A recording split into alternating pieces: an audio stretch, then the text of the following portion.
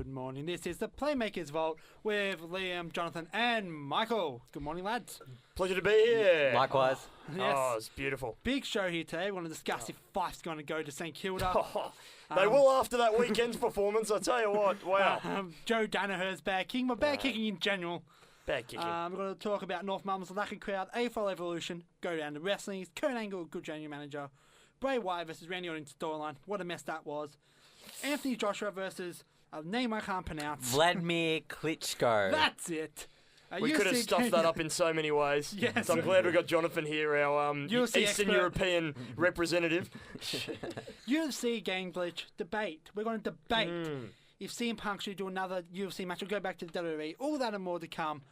But be like Joe Danaher's kicking, we're going to go to Miley Cyrus here with Wrecking Ball. Oh, yes. That was Miley Cyrus' Wrecking Ball. We needed a good emotional song to start things off. And we'll kick things off straight away with the big news of the round. The Nathan Fyfe rumour, truth, a radio host in Perth said he had it on good authority that he's not only there's a deal on the table that he's agreed, but he can't sign yet. And there's one flaw in that already that I found. He's a restricted free agent, so he can't sign a $1.5 million deal. Freo can match it. Or, Freo can go, hey, we want to go and give Fyfe $1.7 million, so St Kilda will have to match that. That's one issue already in this thing, but who knows if it's true. What's your gut feeling, Liam? Is he going to stay a Docker? Do you think that if he shows enough this year as a captain, that they're just going to keep him there? My gut feeling is, if it's round 15 and he hasn't signed, it's safe to say he's gone. St Kilda's been the front runner ever since he was out of contract. Well, not ever since last year. St Kilda's always the front runner. And as much as everyone's denied and said, no, it's not true, but you can't say that, or else the whole Kirk Tippett thing would happen again. Fyfe won't be able to play until round 8 next year or something like that. It's pretty scary to think that St Kilda also have the ace up their sleeve that they could potentially get a very high draft pick off Hawthorn at the end of the season. We'll obviously get to Hawthorn a little bit later on.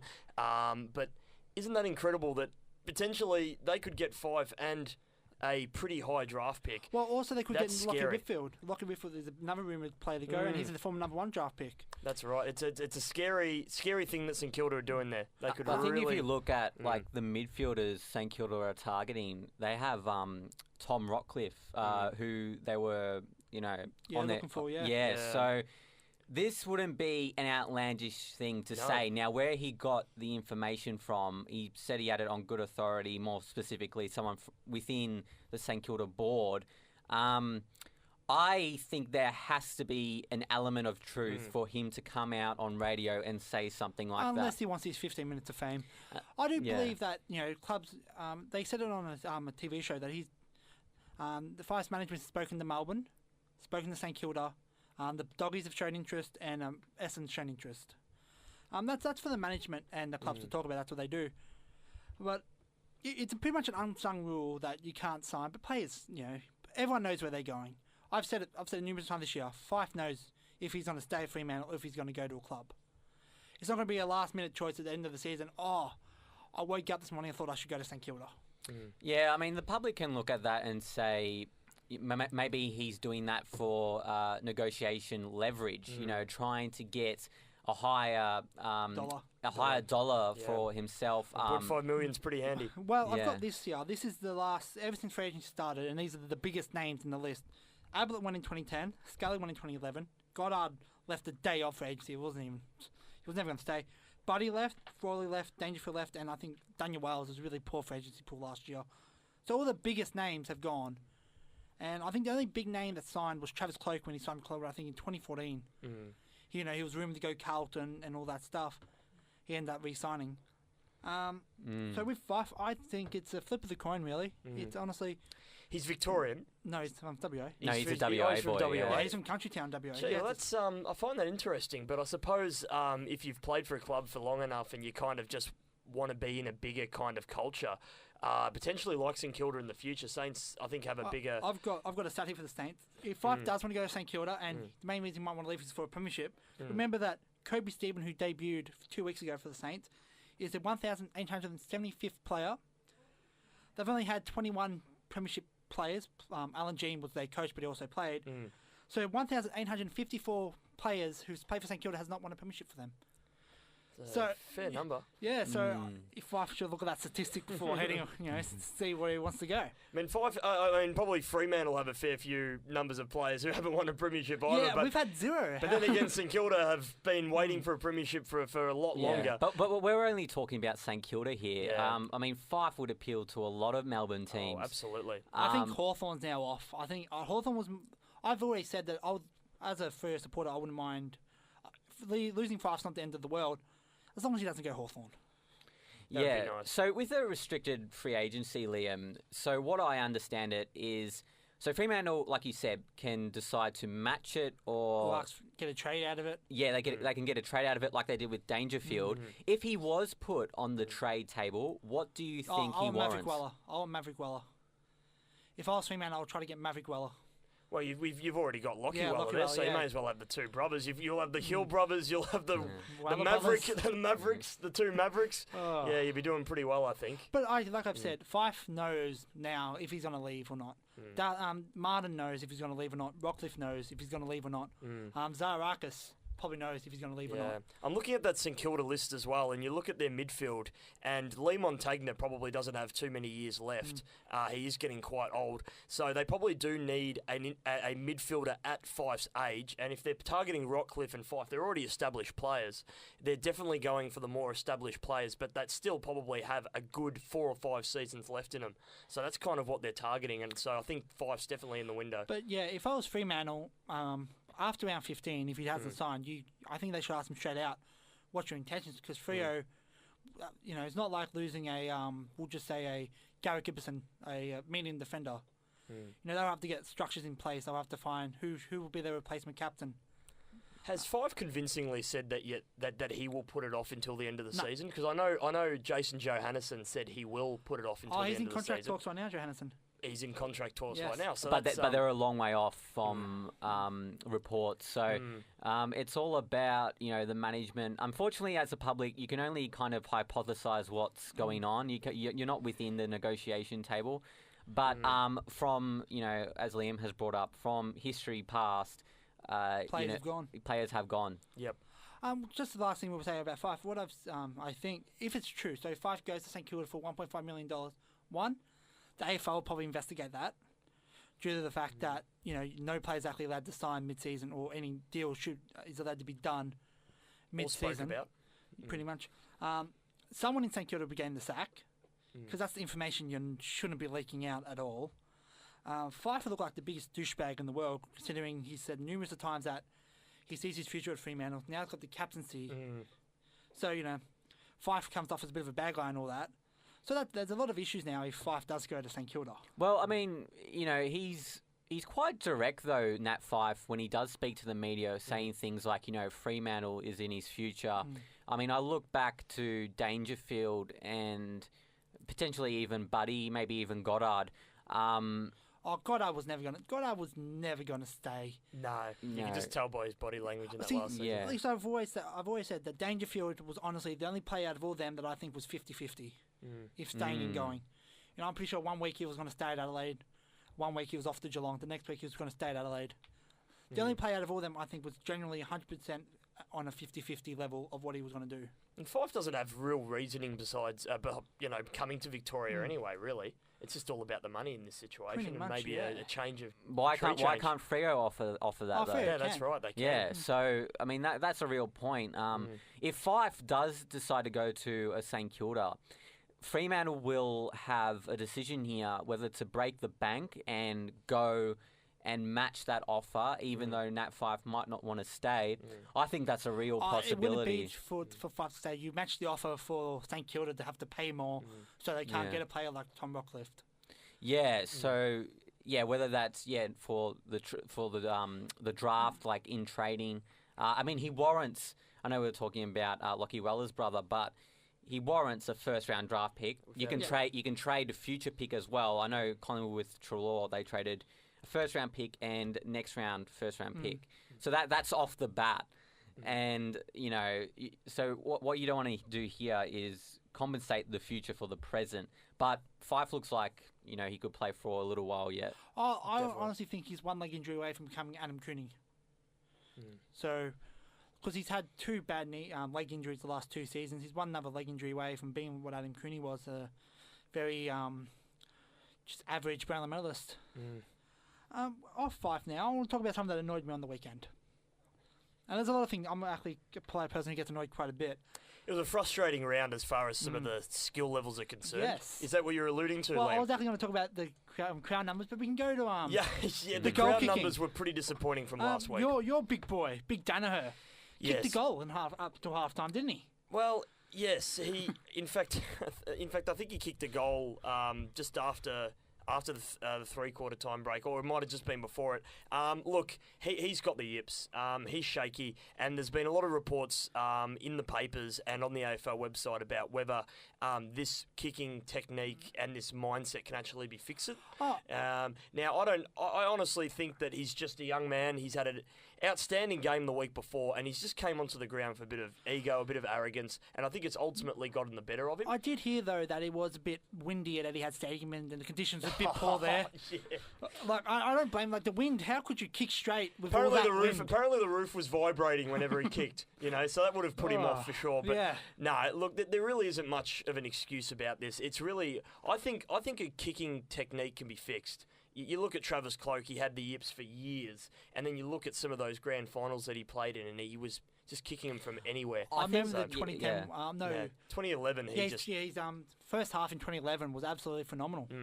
I think, with these forwards that start out with the yips, I don't think it quite goes. No. I think it always follows you, but what you can develop is that consistency to actually kick goals. And it's also to do with the mentality thing as well. Yep. Like Joe Danaher is a young boy, but he's a big boy and who can outmark, most of the defenders. Despite his accuracy, let's talk about the positives. I mean, he is becoming a real vocal point up forward. There's Certainly is. When he's on song, what can a defender do? He can mark the ball. He's good on the ground. And he's good around the ground. He's a very good field kick as well. A lot of people do forget that. He can actually hit up a lot of targets. A lot like what Buddy Franklin can do when he goes up the ground a little bit, and what Travis Cloke did as well. So he's got the ability to be a great forward in the future and a great half forward as well. But what he just needs to do now is he's just got to change that mindset a little bit. I feel like when Joe is kicking for goal, he doesn't necessarily think through. He doesn't really have a process. Every single kick on goal is different. You'll see him when he is lacking confidence. 30 metres out, no angle whatsoever, he'll actually snap it around his body because he feels more confident doing that. Which is bad to see as well. Which is terrible to see. If I was Joe Danaher, I want to get kicking lessons of Jack Watts. I think Jack Watts is the best kick in the AFL. Very accurate kick. Yeah. Yep. And I've seen his kick on goal, and he's actually won games before Jack Watts. So he has. If Joe Danaher marked it after the siren, 30 metres out straight in front, God. I don't know if I'd back him. I honestly don't think I'd back him. Talking about goal kicking, St Kilda have averaged 15 points a game. Yep. But they've only averaged 13 goals. The Doggies have also averaged 15 points. Collingwood's the worst, though. They average 11 goals a game, but average 14 points a game. And if you look at Collingwood's inside 50s as well, they're actually getting the ball in a lot more than their opposition, yet they aren't exactly getting the results. So you just think back to Alex Fasolo a couple of weeks ago, just couldn't get off that first goal, and as a result, I think he missed 4 or 5 goals. So it's a really confidence thing for him, I think. Back to Collingwood, actually. Good win on the weekend. After a few people's now got him for premiership favourites after winning a team, I've dug up my stats of every time they've played Geelong in the last few years. So in 2016, when they defeated Geelong, they lost to the Doggies. 2015, they lost to Essendon. Geelong won in 2014. In 2013, they lost to Sydney. In 2012, they lost to Hawthorn. But then also in 2012, they also defeated Adelaide. Geelong won all 3 games in 2011. And when Collingwood bet Geelong in the 2010 prelim final, they drew St Kilda. Yeah, it's almost like a hoodoo. They can't get over Geelong sometimes when they play the Pies. The Pies come to play against Geelong. We were talking before the show about Levi Greenwood and the Taggers role. So he's done a number on Selwood for the past few years. There's always a place for a tagger in the game, but I think the tagger itself has evolved. It's not about shutting down an opponent. It's more about negating their efficiency and making sure you make them accountable. I think that's the real big change here because Levi is a very hard runner, one of Collingwood's most elite. Yeah, so he can run both ways, and he certainly matched Selwood there. The difference is when Levi goes up against these bigger boys like Patrick Cripps, I know Carlton, so that's not a matchup, but Murphy would appeal. So you have to go for almost a like for like, and make sure that the tagger themselves is, makes the other guy accountable. Can't just be like Crowley. Yeah. Quick before I head to a song, I wouldn't be surprised if Collingwood loses to Carlton next week. That's pretty much what I was going for here. I wouldn't be surprised either. No, I think that's definitely on the realms of possibility. Before we do go to a break, gentlemen, how did you go in Supercoach this week? Well, Jonathan, fantasy that is. Or fantasy, sorry. So I got in the middle of 2,000, which was a really good score. So it was in the top. So I'm ranked overall like under 1,500. Gee, that's so outstanding. But I didn't have that good of a round. You got in Ablett. I chose Zorko over Ablett. Ooh, bad choice. Based on his form at the start of the season, which was extraordinary. But you made a wise choice there, Michael. Yes, I made a couple of quick trades this round. Obviously, Ablett was the big standout this week. 27 contested possessions. He's been racking up big numbers the last 4 weeks, but probably hasn't been getting the recognition that he deserves on Supercoach, because as we ran through on our very first episode, they get a lot more points for the kind of the 1%ers, the tackles, those kind of stuff.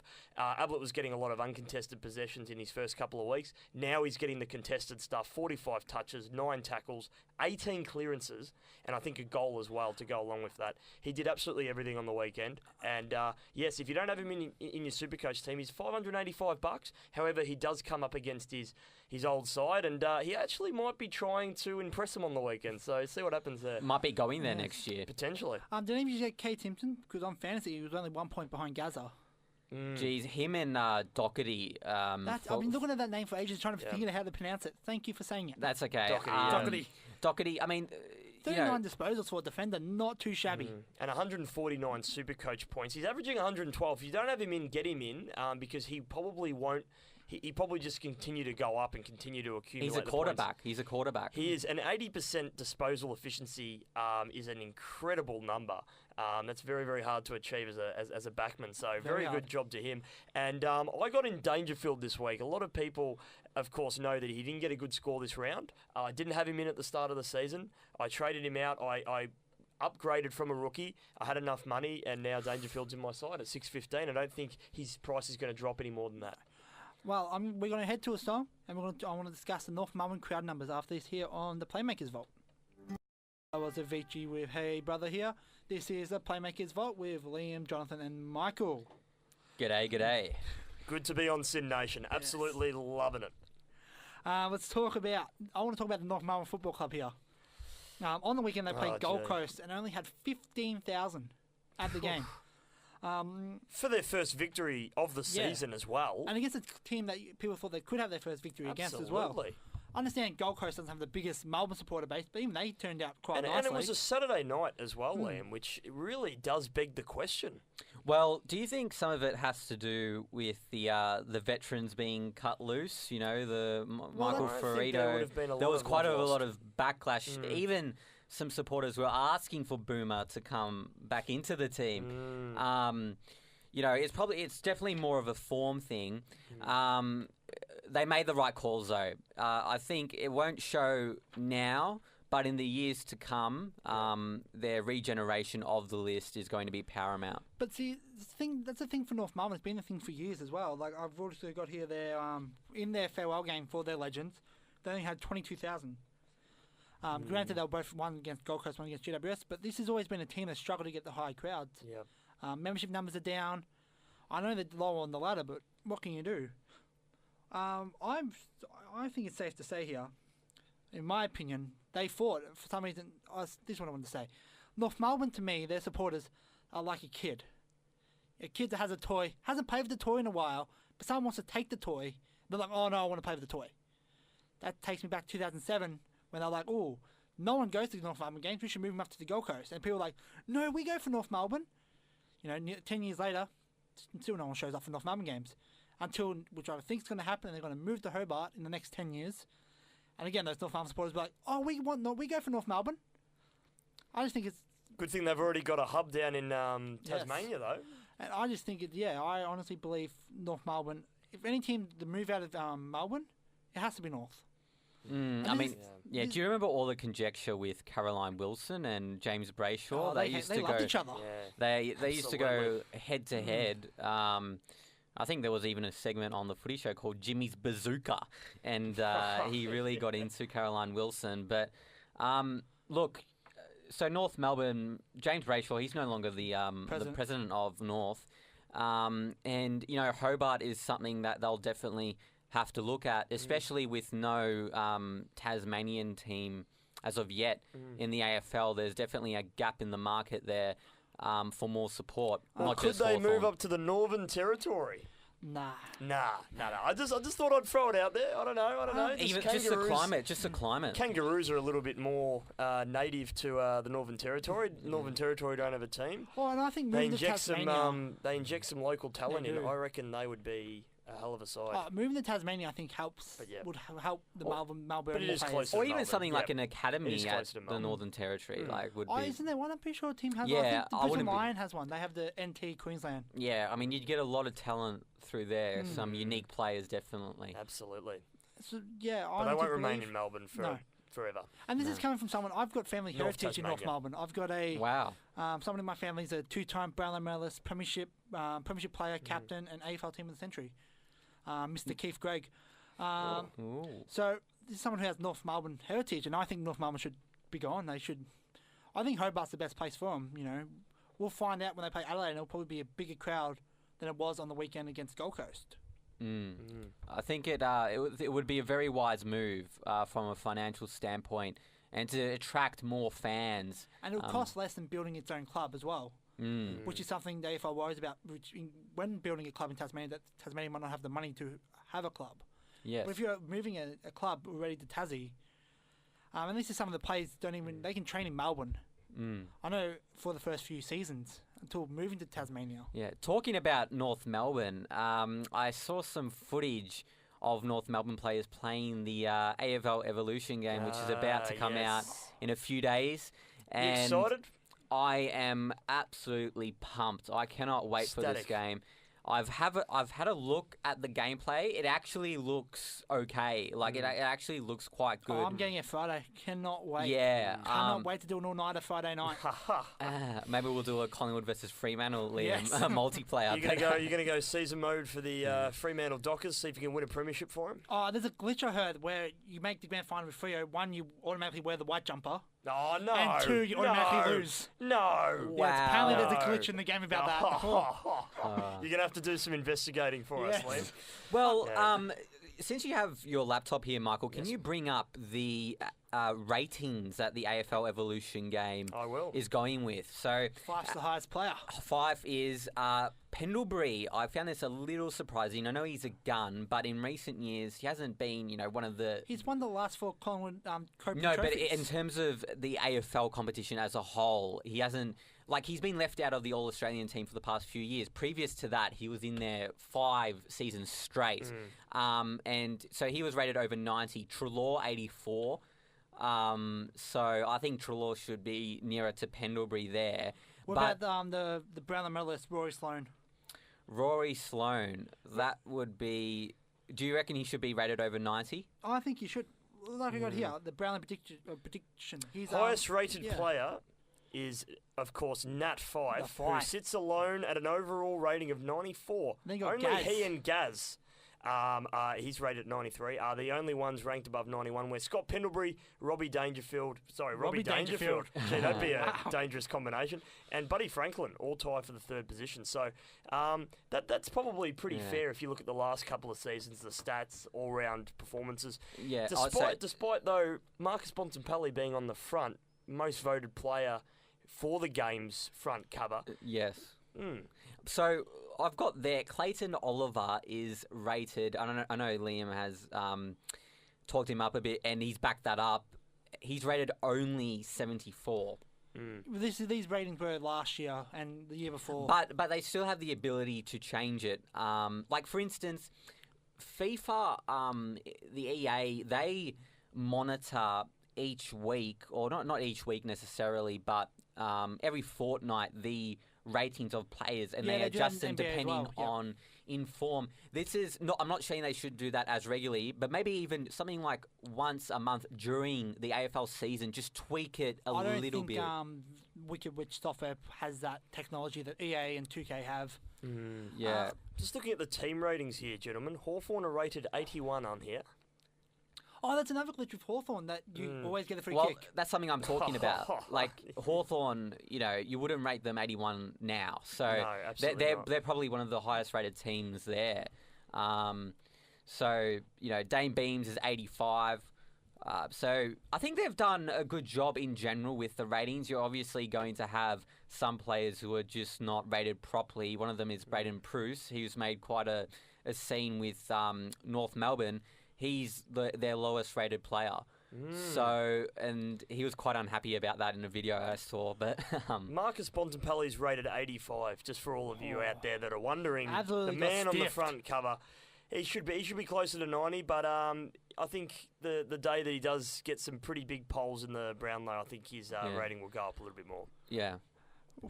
I think that we've done enough AFL for today, lads. I think we certainly Yes. have. Absolutely. We certainly have. Let's head over to the ring. Let's go from the oval ring. to the ring with some The WWE. oval to the octagon.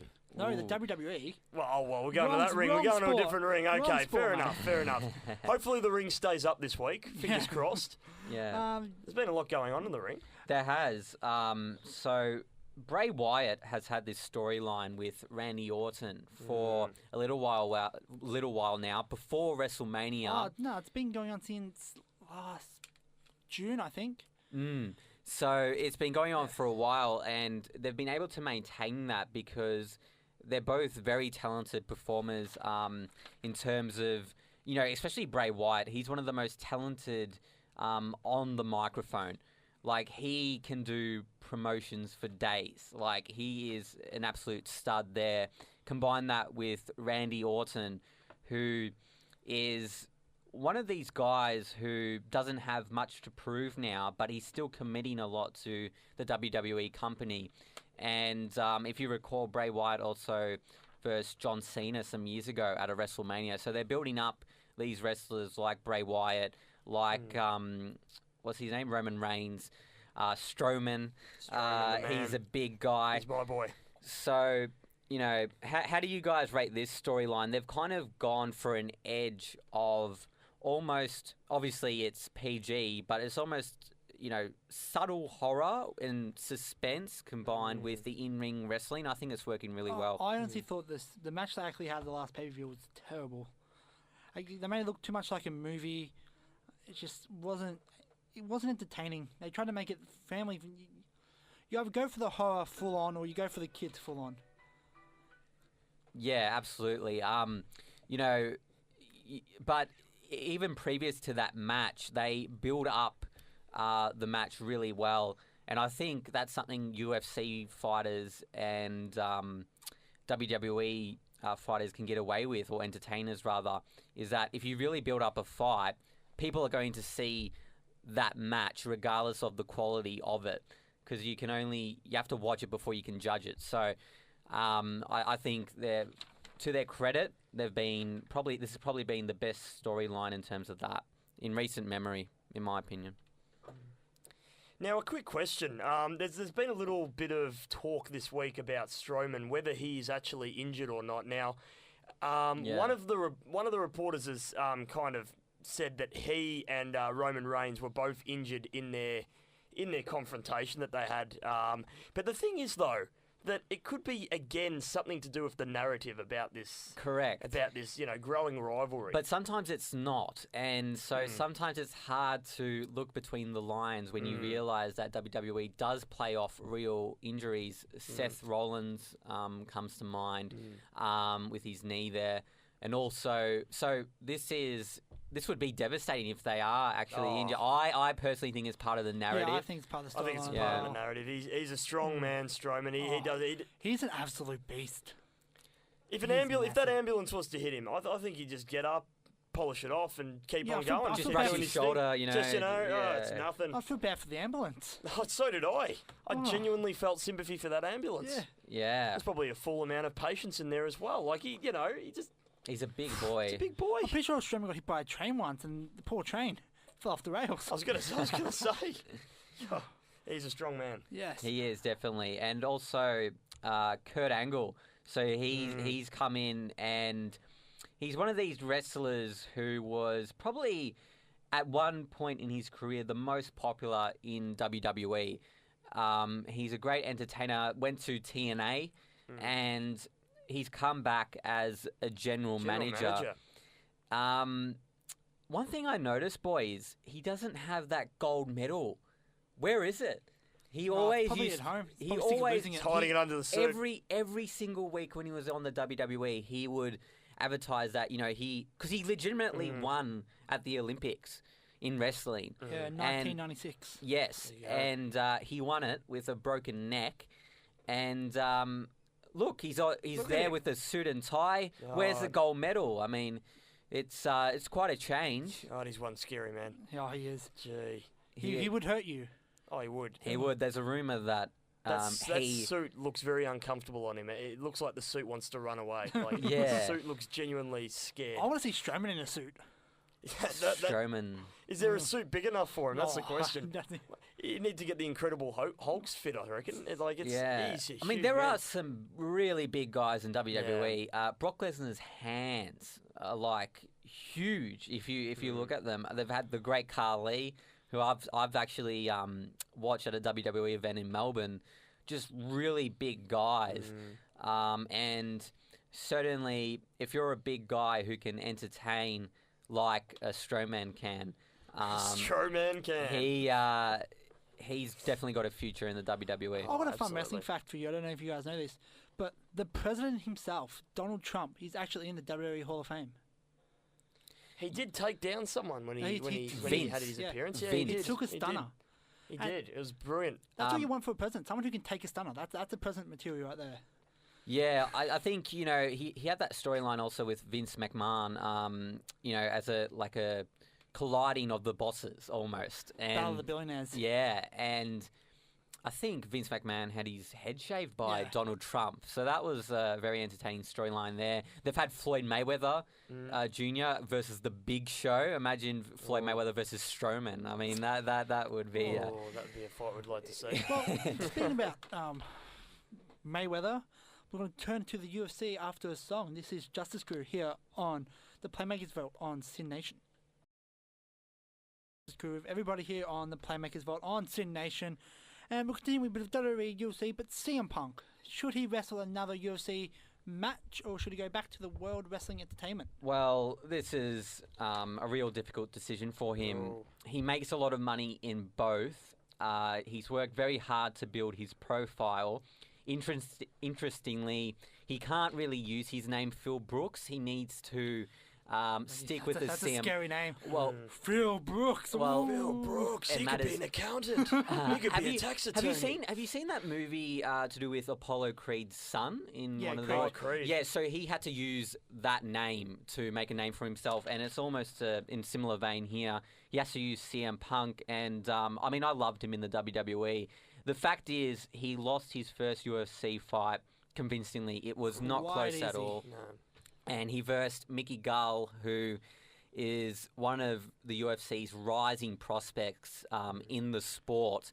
So, should he get another chance, in the UFC? The thing is here, boys, is that the UFC is, as well as a promotion, it's a competition. So you don't want all these WWE superstars just coming in when they can't actually fight. Brock Lesnar was an exception to that. Batista didn't compete in the UFC, and he's got a bigger physique. Bobby Lashley. And I think he competed at Bellator. So, there are certainly these fighters who can fight, but I'd argue that CM Punk is not one of them. I agree, and one thing CM Punk one thing that's worrying about CM Punk is would have to be his age. Yeah. Like he's 38 years old. He turns 39 this year. Is his days numbered for both? Yeah, I think the age is probably the main factor there. he could have. If the UFC was more popular, he could have done it earlier. Given that he's in his late 30s now, as you said, Liam. I mean, that's a really good point because his back is up against the wall in so many ways. Not only are you versing elite competition, you're versing yourself in terms of, with age. And especially because he doesn't have the experience. The only real MMA experience he has had is in the octagon in the UFC. So it's a real unique situation. I think his home is the WWE. Well, wrestling in general, he can go to Ring of Honor, go to TNA, go to New Japan. Yeah. Depends. He's now currently married. He could want to start a family and just leave it all behind. Yes. And be an accountant in Chicago. That's right. Be a tax attorney. He'd be a very scary tax attorney. Yeah, he would. With all those tattoos. Look at the tattoos. He doesn't even need to wear a suit. He just has a bodysuit. Yeah, he's a great guy, though. I mean, after his fight in the UFC, he said, to anyone who tells you not to do something, don't listen to them. Follow your heart. And as nice as that sounds, he came off a devastating loss, which means that we might not ever see him in the UFC. Well, Dana White did say that he might fight again, but not for the UFC. But he's backflipped on that. So maybe because Punk made money because of who his name is. Yeah, I mean, Dana White, he's a great president in similar vein to Vince McMahon. I mean, they've really built the empires that the UFC and WWE is now. Dana White can go back and forth on some things he says. For instance, we've been talking about the Floyd Mayweather and Conor McGregor fight. Didn't he fight Conor McGregor at one point? Not fire, but he put him off a card, which he was meant to fight on because he didn't want certain media obligations. So they had a bit of an argument there. So Dana White is not too trustworthy, but because he can change his mind quite frequently. He says one thing and then he does another. But that's just the ruthlessness of the business. I'll say it once, I'll say it a million times. You can't be a successful businessman running the WWE, running the UFC, and not be a bit of an arsehole. Oh, you have to be. I think that's one of the qualities you need because if you does have that persona. Yeah, if you appeal to everyone, then it's just not. No one's made it big for being nice. Yes, that's right. You've got to backstab a few people. Yeah, that's correct. Can't necessarily be the nicest person in that industry either. Talking about people who aren't nice, Anthony Joshua. Well, he's the exact opposite of that. He's a very nice bloke, very respectful after his fight with Vladimir Klitschko. The man with no surname, Anthony Joshua. Yeah, it's when I first looked at him, I was like, is Joshua his first name? But no, it's Anthony. He's British. Versus another fighter by the name of Vladimir Klitschko. So is he Russian? He is Russian, yes. And he also has a brother who fights as well. One of Vladimir's strengths is his jab. I mean, he possesses a really good jab, almost quite boring to other fighters in comparison, which is why, the Manny Pacquiao, Floyd Mayweather division was a bit more exciting because there was a bit more action, whereas there was a lot of jabbing and holding with in Vladimir Klitschko fights. Anthony Joshua seems to break that trend now. He's coming into the heavyweight division with real explosiveness and real athleticism. I think he's undefeated in his professional career thus far with over 15 wins. So he's definitely on the rise. It looks like he wants to fight a fight with Tyson Fury, which would be very interesting indeed. So Anthony Joshua won via TKO. Do you guys agree with the stoppage? I mean, he really was hurting Vladimir Klitschko towards the end there. Yeah, especially in the days now of mental health, concussions, fights where you can get punched in the head, has to be, you got to stop it. Oh, absolutely. Before it gets too bad. I mean, that's a great point, especially... He's not looking in good nick in that photo there. He's also, got a cut Jonathan, eyelid. he's 19 and zip. Yes, 19 is zip, so he is undefeated, yes. So and has a fantastic body, might I add. Oh, could be a model with that. What a specimen he is. Yeah, a specimen. I think it's worth noting that this fight as well, Sky box office records were shattered as over 10 million Germans tuned in to watch this one. Germans. Which is interesting because this is at Wembley Stadium in the UK. I don't know about you, but everyone knows that the Germans love watching when the Russians fight the English. It's like their favourite pastime. No, I didn't really know that. No, that's very interesting. I was actually surprised at that amount of Germans. That's a fair few Germans tuning in. I mean, Vladimir's, it's a silent W, or it's a W that's spelled a little bit differently. So that's Vladimir, it is. You're never going to win a fight with a name like that, I don't think. That's true, but he was you look at the photo there. I mean, you look at when Anthony Joshua had Vladimir hurt. He did it not once but twice and 3 times, and he kept coming at him. And ruthless. Especially with boxing in comparison to MMA. When you have, even though it's a cushioning effect almost in a boxer's glove, the boxing padding ensures that you can punch and punch and punch again, because the UFC gloves are a lot different. They're a lot skinnier, and it's a little bit easier to break your hand because it's just a fact the skull is stronger than your knuckles. So, we shouldn't really poor Vladimir here. He's only lost the 5 matches in his entire career. And he's also from the Ukraine, not from Russia. Oh, he's from the Ukraine? Yeah. But yeah, he's 41 years old fighting against a 27-year-old. So, give the man a bit of credit. I think he held his own. Yeah, he's 5 lost career.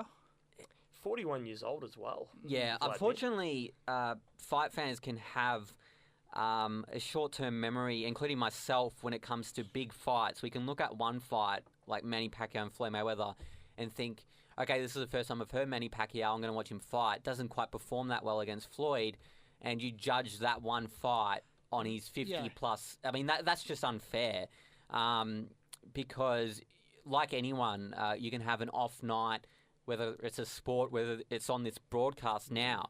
You can have an off day, and then sometimes you can be on. So that makes me admire the guys who have kept up a win-loss record that has been really consistent. Floyd is 49-0. He must have had some off nights and somehow managed to pull out the victory. Well, it's still a debate. Who did he fight a few years ago? I can't remember that fight, though. Maidana. I think so. Was it the one that was really close? Yeah, and everyone thought the other guy won, but Mayweather won. Maidana would be the one you're thinking of there. That was a really interesting fight because you rate a fight either on damage or you rate it on in-ring control. And Floyd Mayweather is a great defensive fighter, but at the same time he was getting hurt a lot. But Floyd Mayweather was more attacking than normal. And one judge actually rated it a draw, and Floyd came out the majority victor, so that was certainly one of Floyd's closest fights. Yeah. We're about to wrap things up, but just the last thing before we go. On Sunday, it's going to be Sydney FC taking on the Melbourne Victory. This is going to be a third time. Great game. Both teams have had one chocky over each other. Sydney won in 2010. Victory only won 2 years ago. It's going to be a great game. It's the first time it's ever been first time a team's played each other 3 times, so it's going to be big. Can the Victory stop the unbeatable Sydney FC? Well, that's the thing. Sydney FC almost deserve this because they've just had one of the greatest seasons I've ever seen, and they only lost one game as well. And they've just had an incredible season, so they really do deserve to win this. But equally, it would be great if Melbourne could take some pride back home. Well, Melbourne and Brisbane are tied on 3 championships each. Sydney's won the 2. Melbourne wins, they go above the 4. How about big? Yeah, how about Melbourne City? How are they tracking at the moment in the A-League? They're there. They're there. They're a team. Timmy Cahill. They have the financial backing. I know they've got the cap. From Manchester City. I know they have the cap, but it's will certainly be an interesting match. And I think the biggest talking point about this will be the poor conditions of the pitch, which probably did overshadow the Sydney's big win in the semi-final against the Perth Glory on Saturday. There's a lot of players losing their footing, so that's going to be a big issue on Saturday in the final. Unbelievably, less than 24 hours before the game will be played on Saturday in Sydney, the Super Rugby match between the Waratahs and the Blues will be played on the same pitch. If you think about Super Rugby... So the sport that kicks up the most grass. That's exactly right. If you think of Super Rugby... There's going to be craters everywhere on the ground. It could really be a shocking state. And for a final as big as the A-League final, it should be at a proper ground. If they want the A-League to be the respectable league, which the A-League thinks it is, it should be a high-class, beautiful pitch. It's probably going to be, I'll say 50,000 will be there. It's going to be a massive turnout between 2 massive clubs. We'll see how everything turns out. This is all the time we have for this Wednesday. We'll see everyone next Wednesday. This is... You do it. This is the Playmakers Vault on Sin Nation, and tune in next Wednesday. Also, like our Facebook page, the Playmakers Vault. Gentlemen, it's been a pleasure as always. Absolutely. Thanks for listening.